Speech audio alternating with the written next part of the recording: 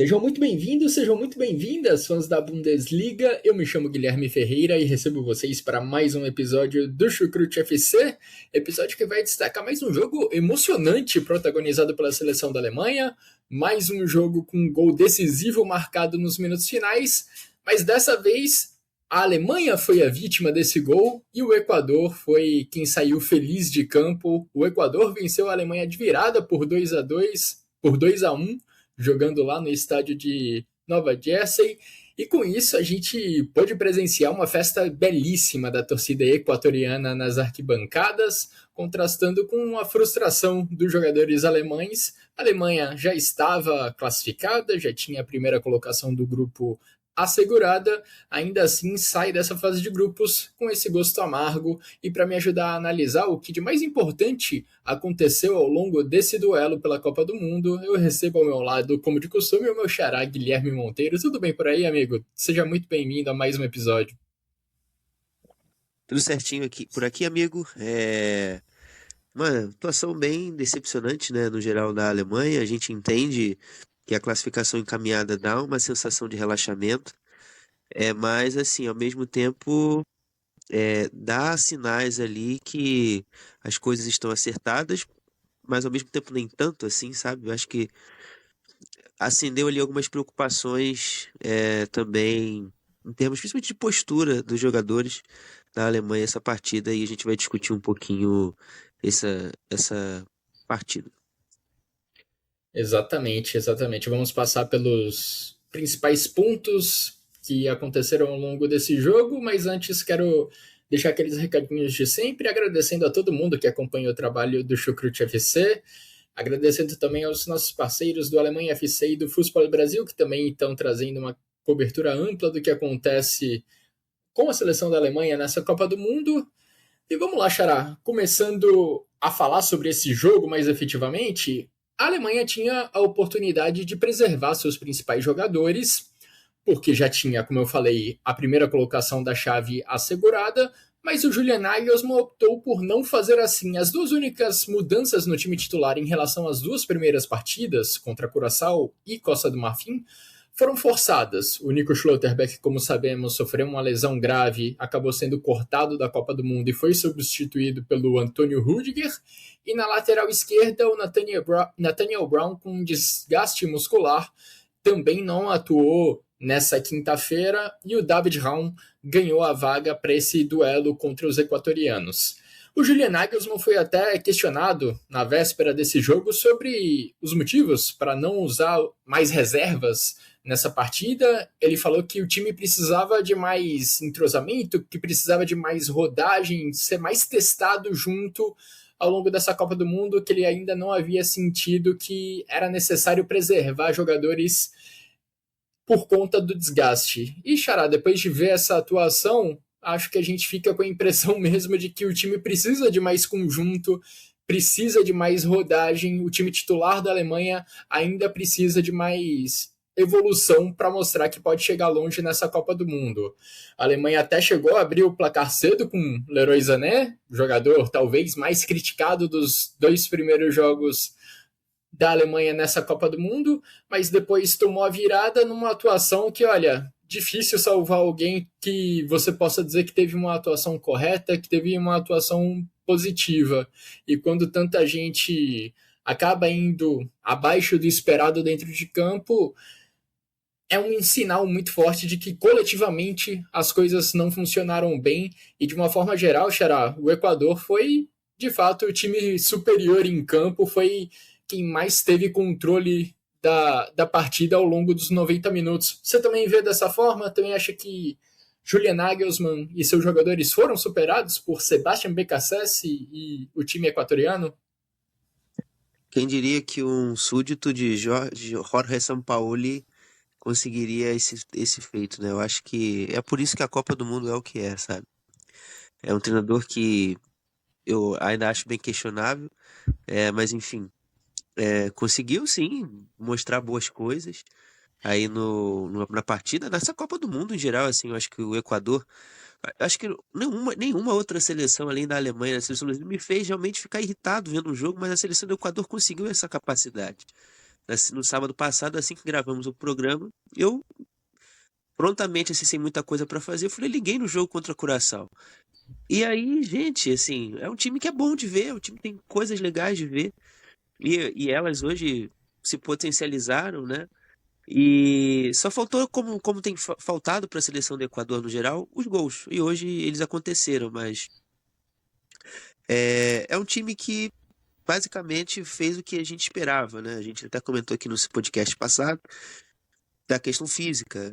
O Moisés Caicedo e o Pedro Vitti, para mim, assim, principalmente o Vitti, que não é tão salgado, pode bater no Camorim aqui no Rio de Janeiro e bater no Setor Unier, que aí ajuda a minha sanidade mental daqui a um mês, ou até menos, né? Porque inventaram o jogo contra o Santos 16 de julho. Mas enfim, assim, o meio-campo muito forte, com muita marcação, e a gente comentou isso, como o Musiala e o Wirtz poderiam sofrer, e sofreram. Pô, o jogo na Alemanha se tornou um jogo muito estéril, não só pela passividade na hora de rodar a bola, na hora de ter os passes, de circular a bola. E também não somente pelas alterações da dinâmica do time, né? A gente vinha vendo a Alemanha com o Nene Brown, um lateral mais interior e mais avançado, né? Hoje a gente viu um lateral, o Raul um pouco mais preso na saída, sendo um quarto homem ali, às vezes ficando, mas às vezes saindo também, mas ficando mais, sendo um quarto homem e tentando gerar essa superioridade numérica na saída de bola. Mas isso pouco resultou. O time da Alemanha estava ocupando muito mal esses espaços, não conseguia ter linhas de passe para quem conseguisse quebrar um pouco esse 4-4-2 que o BKSS montou ali na linha defensiva do Equador e desestabilizasse em algum momento a linha defensiva do time sul-americano. É...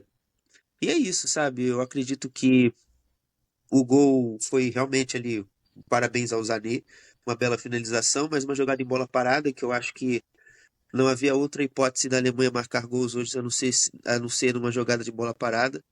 Até pela estatura, né? A gente viu, o Paulo Andrade enfatizou muito isso na transmissão da Globo, a diferença de altura entre as seleções. A seleção alemã era 6 centímetros mais alta do que o Equador, e embora não tenha sido um gol de cabeça, a imposição do Pavlovic em cima do Pedro Vitti foi importante naquele momento para que gerasse assistência e fizesse 1-0. Mas fora isso, assim, a gente vê uma Alemanha que sofreu com os confrontos físicos, uma Alemanha que, nas situações de organização ofensiva, que foi a maior parte do jogo, é, foi muito mal, não se tinha linha de passe, não se gerava muitas jogadas criativas. Uma aqui, outra ali, em alguns ataques rápidos e bem raros.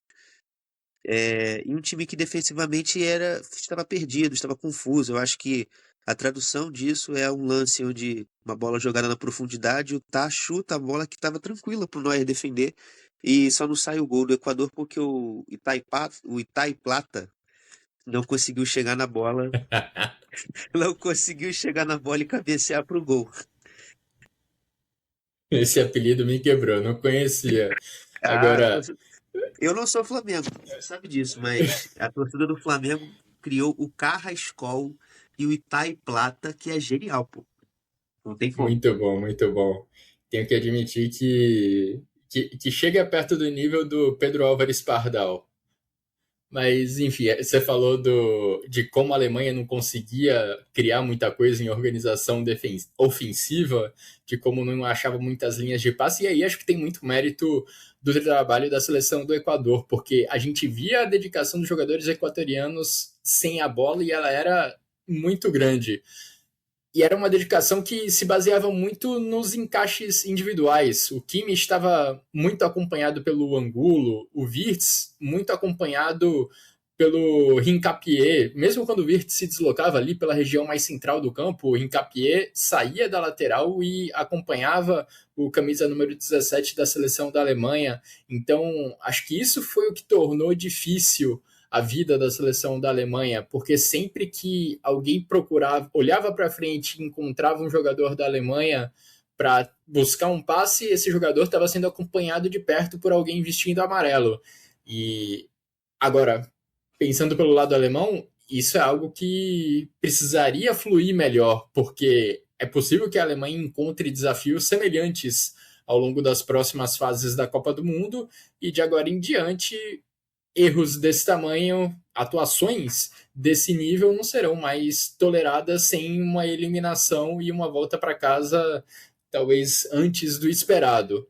E o jogo em si não foi um jogo de muitas grandes oportunidades de gol, foi um jogo em que os dois goleiros acabaram não precisando trabalhar tanto, mas o Equador, para mim, se mostrou superior dentro de campo porque deixou a Alemanha muito desconfortável quando ela tinha a bola e conseguiu o Equador empurrar a Alemanha para trás em muitos momentos também. Teve muitas partes do jogo em que o Equador deu um sufoco, deu uma pressão para cima do time da Alemanha, por mais que não conseguisse trazer também em muitos momentos, não conseguisse transformar muitos desses momentos em finalizações de real perigo contra a meta do Manuel Neuer. E falando nele, Xará, acho que esse é um tema que é importante a gente tocar nesse episódio, porque, como eu disse, não tivemos muitas chances reais de gol ao longo da partida, especialmente pelo lado equatoriano, apesar do controle durante boa parte do tempo, mas o Equador conseguiu ser eficiente nas chances que criou. Primeiro no chute do Angulo, logo depois da Alemanha abrir o placar, o Equador respondeu e conseguiu empate numa boa jogada do Nilson Angulo, e depois, já na reta final da partida, o Equador conseguiu a virada com o gol do Gonzalo Plata. E nos dois lances, Xará, acho que a gente espera mais do Manuel Neuer, a gente espera mais de um goleiro que é um dos maiores da história e que chega para essa Copa do Mundo com a responsabilidade de ter o lugar reservado para ele. O Neuer não participou do ciclo da Alemanha ao longo dos 2 últimos anos, viu o Oliver Baumann conquistar a posição de titular sob o comando do Julian Nagelsmann, e aí de última hora o Neuer volta à seleção da Alemanha para Copa do Mundo especificamente. E quando você se apresenta especificamente para o grande palco, acho que você, de certa forma, também atrai uma responsabilidade maior.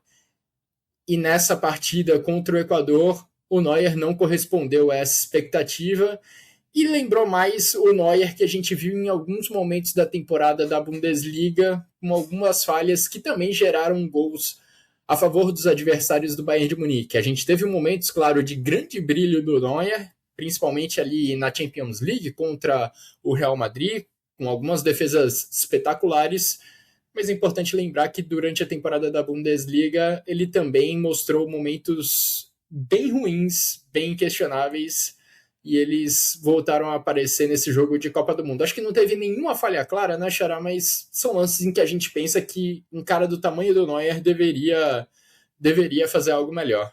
Ah, com certeza. Eu achei ele um pouco atrasado no lance do primeiro gol, o reflexo meio. Reflexo não, né? Uma partida, né? Um sprint meio lento, assim, pra ir na bola.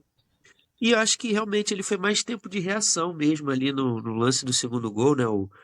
O Kevin Larola Rodrigues, que conseguiu se antecipar ao, ao Jonathan Tah. Jonathan Tah, não me engano, se não me engano. Não, Jonathan Tah não. Era um atacante que estava na marcação dele.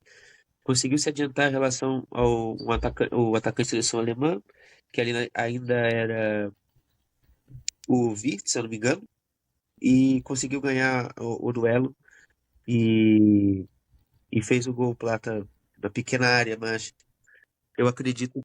O Tah estava em cima do Hã? Plata. O Jonathan Tah estava Ele estava junto junto com com o o Plata, Plata né? no Verdade. lance. Então é isso. E então gerou-se essa falha, sabe? Então eu acredito que realmente, assim, acho que a idade nesse momento pesa para ele. Enfim, acho que é até mais justo com o próprio Oli ele conseguir ter uma vaga, conseguir jogar nos próximos jogos. Eu acho não questionável por inteiro, mas eu conseguiria entender, por exemplo, se ele for o escolhido para o jogo da próxima fase, que a gente ainda não sabe se é o Paraguai, se vai ser outras seleções terceiras colocadas, mas ao que tudo indica, será o Paraguai. Então, é isso, né? E, enfim, acho que o Paraguai Talvez não chute tanto ao gol, mas assim, acho que nos momentos que ele for chutar, eu acho que é bom o Neuer estar mais ligado nesses lances. E no caso da posição de goleiro, era uma posição em que eu esperava a gente ter uma troca para esse jogo especificamente. O Manuel Neuer ele vem lidando com alguns problemas físicos nos últimos tempos. Ele chegou à Copa do Mundo com um problema na panturrilha. E tem toda a questão, né, do Oliver Baumann ter sido preparado por muito tempo para ser esse goleiro titular da seleção da Alemanha na Copa do Mundo. Então, colocando todos esses fatores, considerando todos esses fatores, eu imaginei que o Oliver Baumann seria o titular nessa partida, mas o Neuer jogou hoje contra o Equador e acabou não tendo uma boa atuação. E um outro jogador, na verdade, acho que quem se destacou mais negativamente ao longo desse jogo, Xará, foi o Jonathan Tah, que teve alguns momentos de insegurança que, olha, achei muito estranhos para o zagueiro do Bayern de Munique. Ele não costuma ser o cara que erra passes tão simples como a gente viu nesse jogo contra o Equador, ou que não consegue proteger a bola usando seu porte físico, como a gente viu também em alguns momentos dessa partida. E, no geral, me estranhou muito a postura tensa, talvez, da Alemanha quando ela tinha a bola, porque foram muitos lances em que passes simples foram para o caminho errado, algumas jogadas que a gente não está acostumado a ver sendo erradas e jogadores da Alemanha errando alguns lances simples. Logo depois do gol da virada do Equador, em questão de minutos, a gente viu falhas simples do Leroy Sané, do próprio Jonathan Tah, também do David Raum. Me pareceu uma Alemanha muito tensa e muito estranha com a bola. Talvez por efeito da boa postura defensiva do Equador, que estava fazendo essas perseguições mais individuais, com encaixes bem próximos aos jogadores da Alemanha. De qualquer forma, estranhei muito esses erros, a quantidade de erros que a Alemanha cometeu e também o tipo de erro que foi cometido. Alguns passes simples foram errados na altura do meio-campo que acabavam gerando chances reais de gol para a equipe equatoriana. E acho que o Alexander Pavlovich, inclusive, saiu no intervalo muito por conta disso. Ele estava sendo batido com alguma frequência na questão física, também não sendo muito preciso em alguns passes, e acho que foi isso que motivou a saída dele logo na volta para o segundo tempo. O Nagelsmann fez algumas mudanças ao longo da etapa final, aí sim, acredito que para preservar alguns jogadores, pensando já no mata-mata que vem a seguir, mas acho que esse caso do Pavlovich foi mais por conta do desempenho mesmo dele ao longo da primeira etapa. Queria te ouvir, Xará, que você, se você concorda, se você também viu jogadores da Alemanha errando coisas muito simples com mais frequência do que a gente está acostumado a Eu ver. acho que vai muito também de uma falta de concentração. Eu acho que tem os fatores técnicos e táticos do jogo, né? O Equador subiu o seu bloco pouco no jogo, no geral. Jogava numa altura mais média, mas nos momentos em que precisava fazer o salto da pressão, fazia bem, gerava-se essa incerteza e ações o jogador da Alemanha tinha que tomar. E também eu acho que também vai nessa questão da concentração que você tá com o corpo mais mole, enfim, você dá um passe um pouco às vezes mais fraco, às vezes você força um passe que normalmente você não forçaria, então, tipo, eu acho que vai muito nesse sentido, sabe? Eu acho que a classificação tirou uma responsabilidade, um peso muito grande nos ombros de todos que estavam na equipe, sabe? E aí, enfim, se gerou esses erros hoje no jogo. E, logicamente, também o comportamento, como eu disse, um comportamento mais agressivo da seleção equatoriana na marcação, pela necessidade oposta da Alemanha, né? Uma seleção que precisava se classificar. Agora daqui em diante a Alemanha já não tem muito mais margem para erro. Vem aí os 16 avos de final. A Alemanha aguarda o seu adversário, que vai ser o terceiro colocado do grupo A, B C, D ou F. Essa definição só deve acontecer aí nos próximos dias, possivelmente só no domingo. E o jogo da Alemanha, só na madrugada, melhor dizendo, de sábado para domingo. E o jogo da Alemanha inicial, no mata-mata, já é na segunda-feira, ou seja, o tempo de preparação com foco específico no rival desses 16 avos de final vai ser bem curtinho, vai ser coisa ali de menos de 48 horas. E tem uma estatística, Xará, que me chama a atenção também em relação à Alemanha, é que o último jogo em que a Alemanha não sofreu gol numa Copa do Mundo foi na final de 2014, quando a Alemanha conquistou o título diante da Argentina no Maracanã.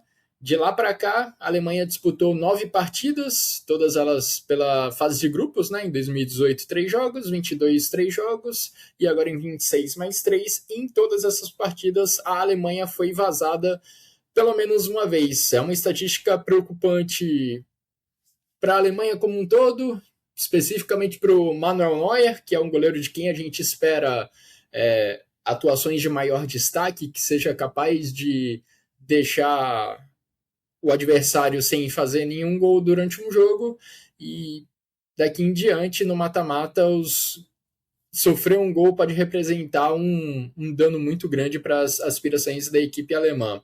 E temos sempre que lembrar, né, que nesse caminho da Alemanha, desde o sorteio a gente já vinha projetando se a Alemanha ficasse na primeira posição do seu grupo, o que acabou se confirmando, e a França se tornasse primeira colocada do seu grupo, as duas se enfrentariam nas oitavas de final, caso, claro, elas avancem nos 16 avos de final. A França ainda tem que fazer a parte dela, ainda precisa garantir a primeira colocação do grupo I, mas é um possível confronto que se desenha pela frente nessa Copa do Mundo. E que confronto seria, né? Mas antes, a Alemanha principalmente precisa se preocupar e passar pela primeira fase desse mata-mata.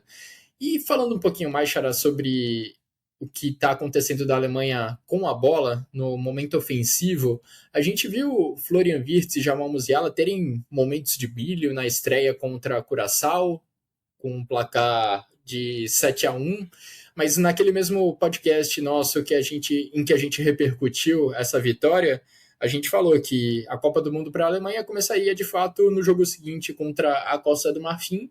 E se a gente analisar o desempenho desses dois jogadores, Wirtz e Musiala, desde então, contra a Costa do Marfim e contra o Equador, eles ficaram longe de repetir, de apresentar o que se espera deles também.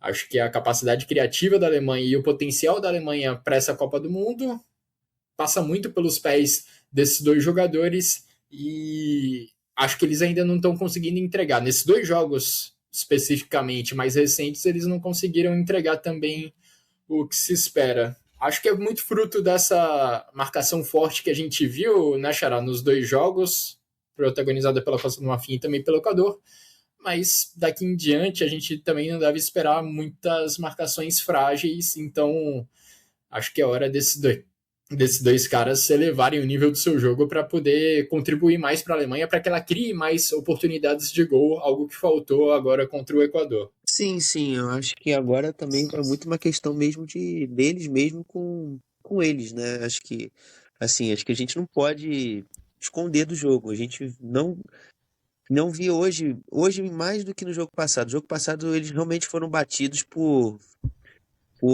evoluções técnicas e questões técnicas dos seus adversários. Hoje, em muitos momentos, assim, eles ficavam mais esperando a bola chegar no pé do que tentar se apresentar mais e tudo mais. Eu vi hoje. Tanto que hoje eu achei o Zané um dos menos piores do time, para você ter uma noção de quão feias as coisas estavam hoje.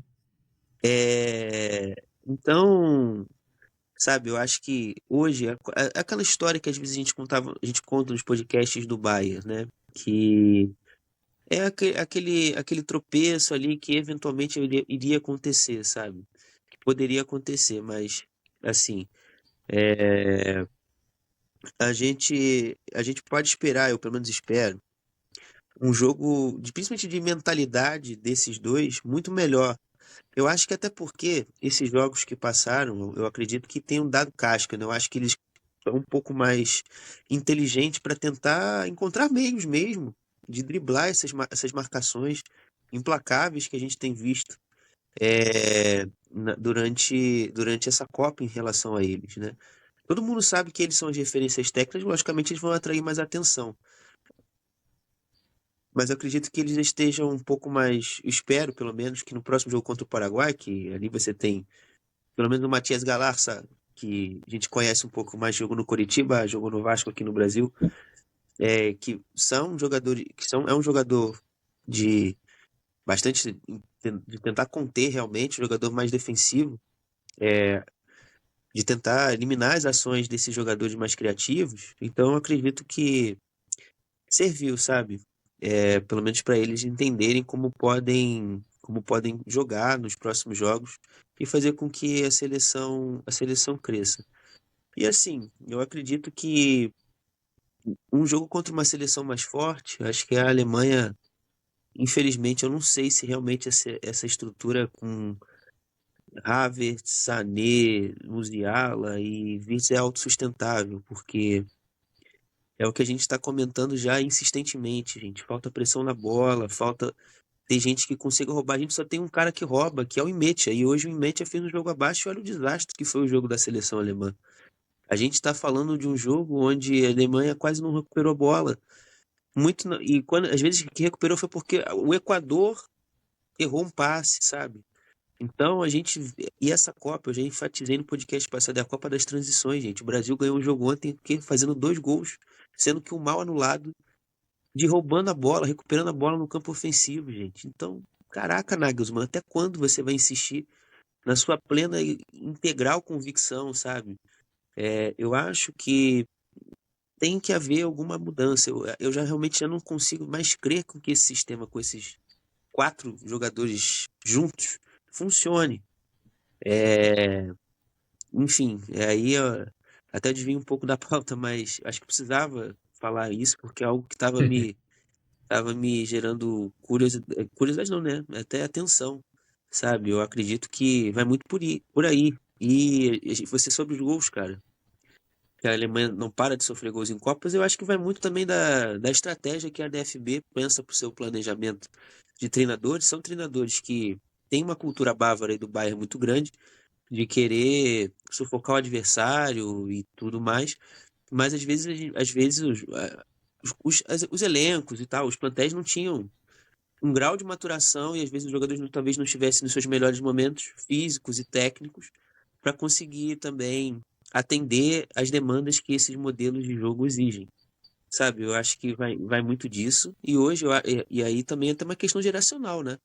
É o que a gente comentou muito também sobre o Imetia na semana passada. Quanto tempo a Alemanha não tem o Imetia? Um cara limpador de trilho e que é jovem e que ainda vai perdurar por muitos anos.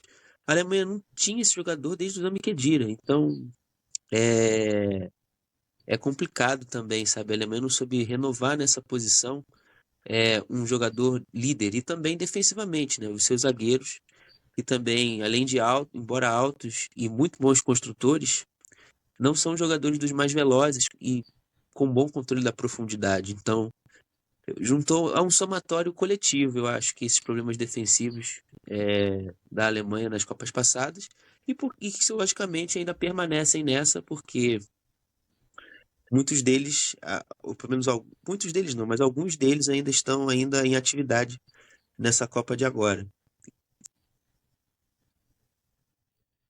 E o Nagelsmann já vem, né, há algum tempo com esse discurso de querer um time controlador, dominante dentro dos jogos, que domine a posse de bola, que empurre o adversário para trás, mas nem isso, nem essa parte do trabalho a gente está vendo ser executada, a gente não vê isso sendo colocado em prática dentro de campo.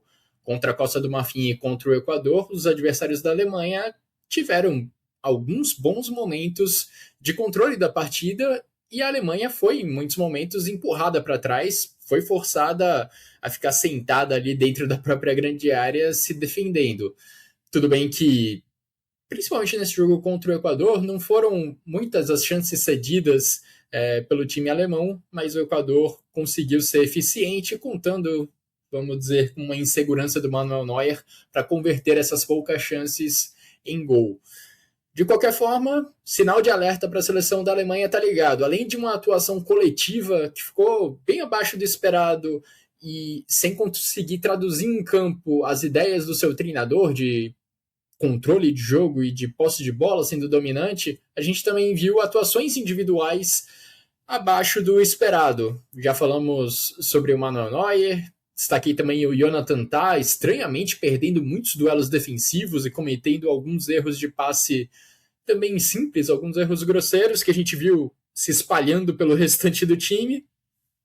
E as duas peças principais do setor ofensivo, Wirtz e Musiala, também não conseguindo fazer a mágica que eles já apresentaram em seus melhores momentos na carreira para contribuir para a construção de jogadas ofensivas da Alemanha. E nesse jogo contra o Equador, nem o Denis Undav, sendo acionado no segundo tempo, conseguiu resolver muita coisa, apesar de ter preparado um bom lance ali para o Leroy Sané, que poderia ter feito 2-1 antes do Plata marcar o gol da vitória equatoriana, mas acabou finalizando mal.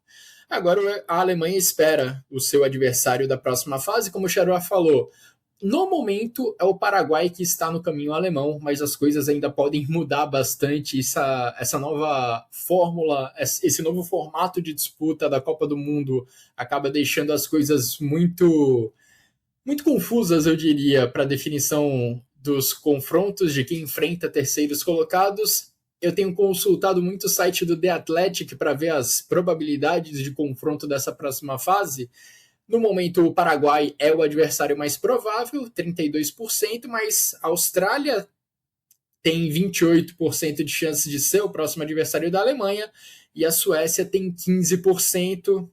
Conforme cada grupo vai se definindo, essas possibilidades vão se alterando e só daqui a alguns dias saberemos com precisão quem será o adversário da Alemanha nos 16 avos de final, no jogo que vai acontecer na próxima segunda-feira, dia 29 de junho. Xará, acho que já passamos pelos principais temas que aconteceram ao longo desse jogo. Abre espaço para você fazer seu comentário final e dar sua despedida, dar seu abraço final também. Bom, numa Copa onde o home office tem sido evidência, né? Já que a gente tem que ver uma classificação em EAD, aí ou do Paraguai ou da Austrália, e de outras seleções também, por que não?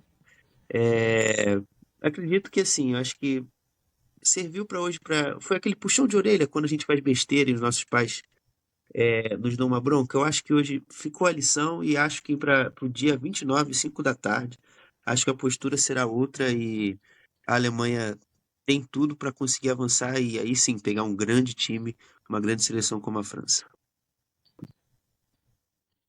É o que veremos. Quando você falou de Copa do Home Office, eu pensei que você estava se referindo a um certo jogador que também recebeu essa alcunha, mas está valendo também. Seguiremos acompanhando a seleção da Alemanha. Vejamos qual será o adversário dela e como ela vai sair nesse primeiro jogo de mata-mata que a Alemanha vai disputar desde 2014. Tem 12 anos que o torcedor alemão não sente esse gosto e ele vai voltar a experimentar isso agora lá nos Estados Unidos, jogo que vai acontecer na cidade de Boston, no estádio de Massachusetts.